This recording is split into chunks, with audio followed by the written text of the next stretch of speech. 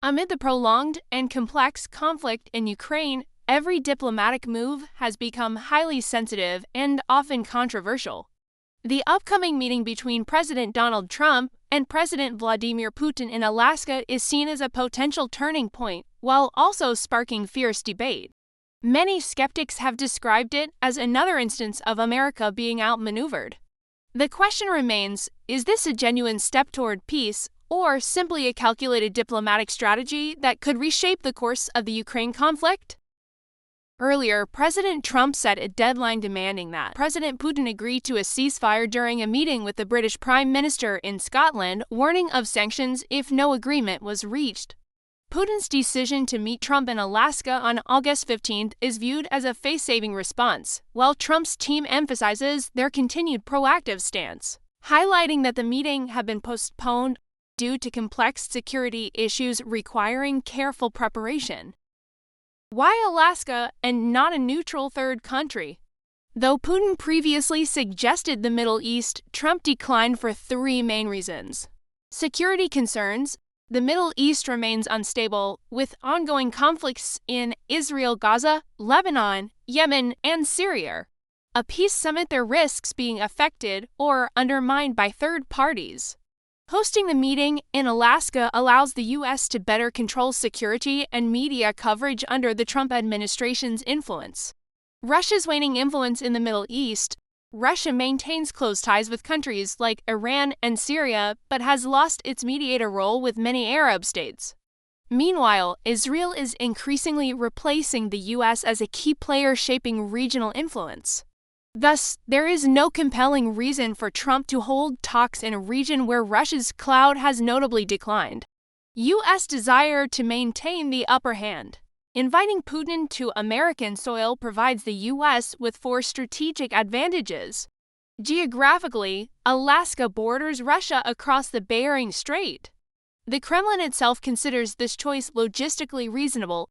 The narrowest distance between Alaska and Russia is about 2.5 miles, meaning neither side must deeply enter the other's territory or transit multiple third countries. Historically, Alaska was once Russian territory.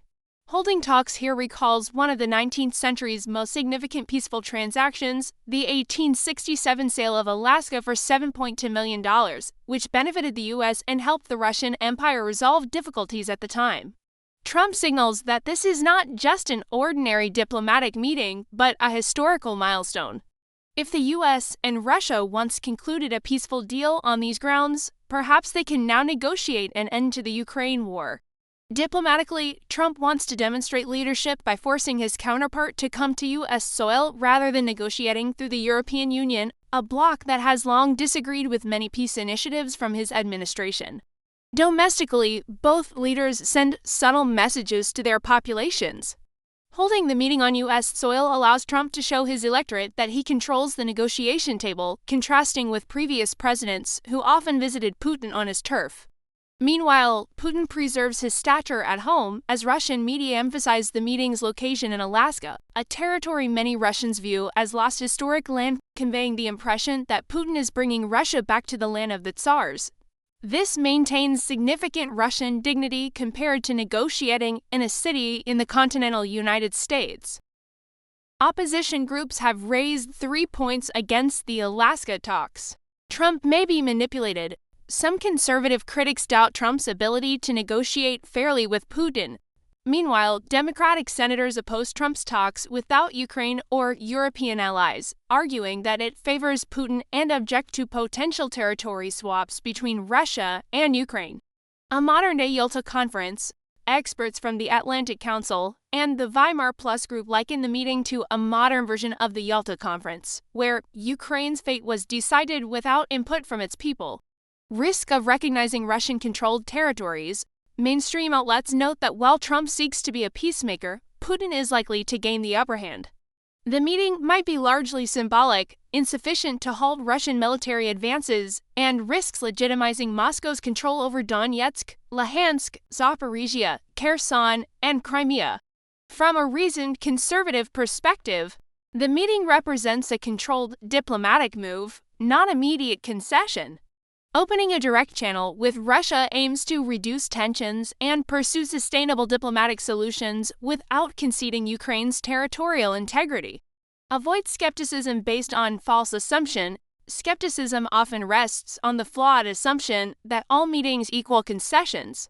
In reality, Trump may use the dialogue to set clear conditions and assess Russia's readiness for a fair peace deal, instead of allowing the conflict to spiral out of control or be unilaterally dictated. A provisional approach enabling Ukraine to reinforce its standing. Temporarily excluding Ukraine from the talks could be a pragmatic tactic to secure a ceasefire, allowing Ukraine to strengthen its position for future negotiations under more favorable circumstances.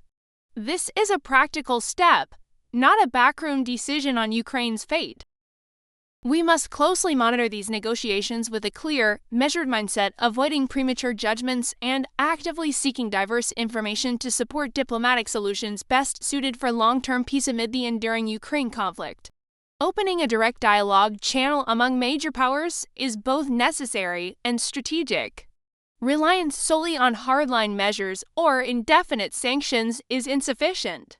The Alaska meeting between the two presidents is not a sign of weakness, but a calculated step toward reducing conflict and seeking durable diplomacy. If you hold different views, please share your comments. For further balanced conservative political analysis, don't hesitate to follow this channel and share this video.